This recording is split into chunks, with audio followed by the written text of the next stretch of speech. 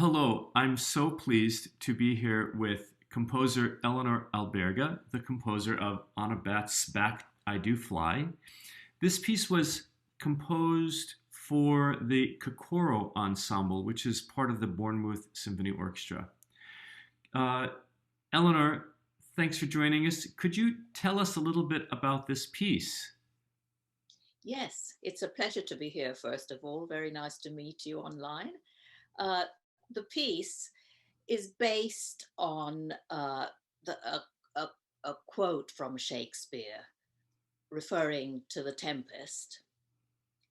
So the idea for the piece came from that. And I wanted to create this world of that fairy land, the world of Ariel and his songs.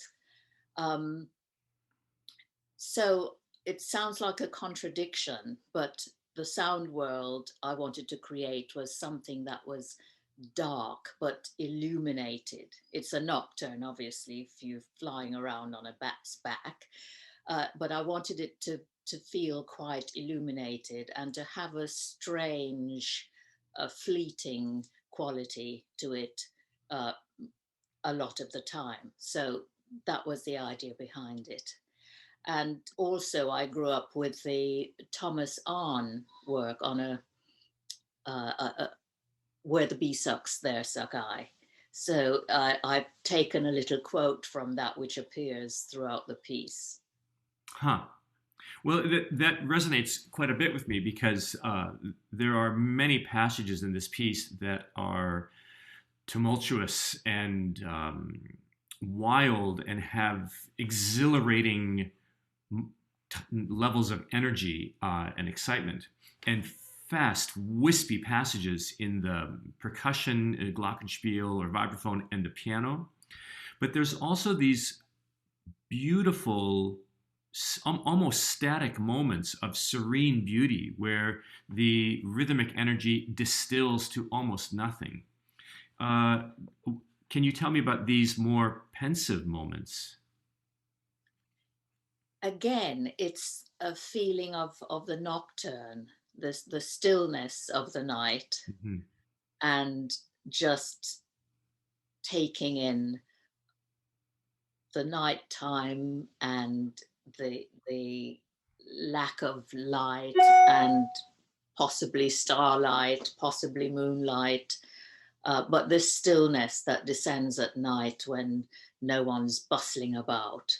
Mhm. So, so I wanted to contrast that with the wild flight of the bat. Yes, the erratic wild flight of the bat. Yes. Those images are so clear in your music and your expressive ideas. It's really wonderful. Good. So this ensemble is basically a Pierrot ensemble with the addition of the horn. What does the horn give you? What was your decision process in adding the horn to this Pierrot ensemble? Well, to be quite honest, it was a practical thing because that was the lineup I was given. Oh, I So, having see. been given that lineup, I decided I wanted to use the horn to create or to help those moments of stillness. So, I think that's when the horn is most noticeable Hmm. at those times in the music. Hmm. I see. Yeah. Well, it's a very nice use of the horn. It's not often in this configuration that we get that color, and you use it very beautifully. And you're right. Actually, it's often used in the most tranquil moments of the piece, which is great. Yes, good. It's such a beautiful piece, exhilarating tour de force for the players for sure. It's quite demanding, but it has been a great pleasure Not to work on it. not easy, is it? No, it's not easy, but the ensemble has done an amazing job. Oh, well, I'm delighted that you're doing it. Thanks so much.